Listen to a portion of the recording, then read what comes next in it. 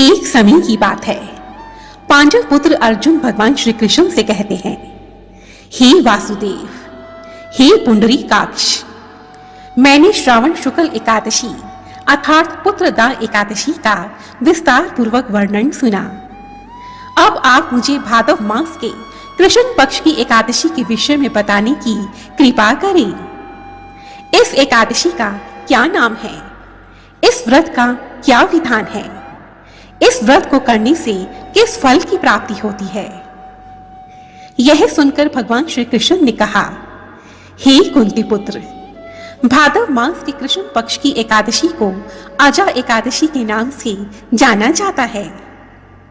इस एकादशी का व्रत करने से समस्त पाप नष्ट हो जाते हैं। इस एकादशी के दिन भगवान श्री विष्णु जी की पूजा करने का विधान होता है। जो मनुष्य इस दिन भगवान ऋषिकेश की पूजा करता है, उसे मरने के पश्चात वैकुंठ की प्राप्ति होती है। अब मैं तुमसे इस व्रत की कथा को कहता हूँ, तुम इसे ध्यान पूर्वक श्रवण करो। प्राचीन समय की बात है।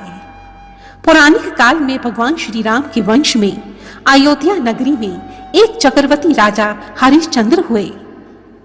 राजा हरिश्चंद्र अपनी सत्य निष्ठा और ईमानदारी के लिए जगत प्रसिद्ध थे।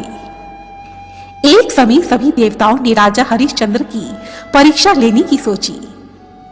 राजा ने स्वप्न में देखा कि ऋषि विश्वामित्र को उन्होंने अपना सारा राज्य दान कर दिया है। अगली सुबह वास्तव में ही ऋषि विश्वामित्र राजा के द्वार पर आ पहुंचे और कहने लगे, हे राजन, तुमने कल रात्रि मुझे स्वप्न में अपना सारा राजपाट दान कर दिया है।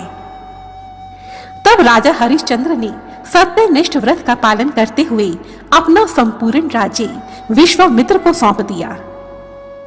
परंतु उस राज्य को दान देने के पश्चात राजा को दक्षिणा भी देनी थी और उस दक्षिणा को चुकाने के लिए राजा हरिश्चंद्र को पूर्व जन्म के फल के कारण अपनी पत्नी, अपना पुत्र और स्वयं को भी बेच देना पड़ा। तब राजा हरिश्चंद्र को एक डोम ने खरीद लिया जो शमशान भूमि में लोगों के दाह संस्कार का काम करवाता था। राजा हरिश्चंद्र अब एक चांडाल का दास बन गया जो चांडाल के यहाँ मृत लोगों के रिश्तेदारों से कफन लेने का काम करता था। परंतु इस आपत्ति के समय में भी उसने अपने सत्य का साथ नहीं छोड़ा। जब इस प्रकार यही काम करते हुए राजा को कई वर्ष बीत गए तो उसे अपने इस नीच कर्म पर बहुत दुख हुआ और वह इससे मुक्त होने का कोई उपाय सोचने लगा। वह सदा इस चिंता में लगा रहता था कि मैं इस नीच कर्म से किस प्रकार मुक्ति पाऊंगा। एक बार वह राजा इसी चिंता में डूबा हुआ था कि अचानक गौतम ऋषि उस राजा के पास जा पहुंचे। तब राजा हरिश्चंद्र ने उन्हें प्रणाम किया और उन्हें अपनी दुख भरी कहानी सुनाई। राजा हरिश्चंद्र की दुख भरी कहानी सुनकर महर्षि गौतम भी अत्यंत दुखी हुए और उन्होंने राजा से कहा, हे राजन, भादव मास के कृष्ण पक्ष की एकादशी का नाम अजा एकादशी है। तुम इस एकादशी का विधि पूर्वक व्रत करो और रात्रि जागरण भी करो।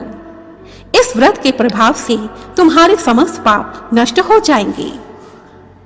इतना कहकर महर्षि गौतम वहां से चले गए।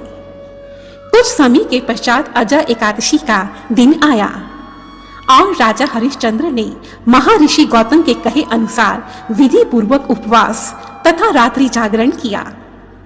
इस व्रत के प्रभाव से राजा हरिश्चंद्र के समस्त पाप नष्ट हो गए। उसी क्षण स्वर्ग में ढोल नगाड़े बजने लगे और पुष्पों की वर्षा होने लगी। राजा ने अपने समक्ष ब्रह्मा, विष्णु और महेश तथा देवेंद्र आदि देवताओं को खड़ा पाया। उन्होंने अपने मृतक पुत्र को जीवित तथा अपनी पत्नी को राजसी वस्त्र तथा आभूषणों से परिपूर्ण देखा। अजा एकादशी के व्रत से राजा को पुनः अपने राज्य की प्राप्ति हुई।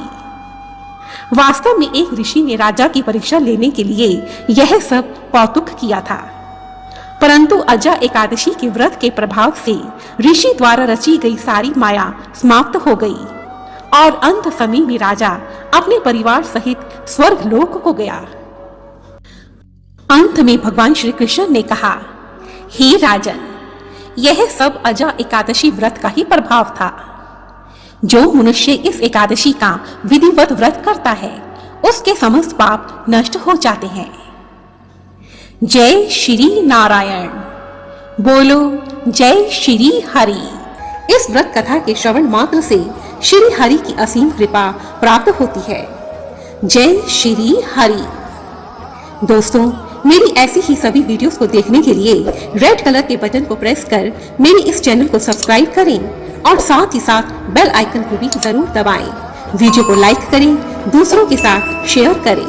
धन्यवाद। जय माता दी।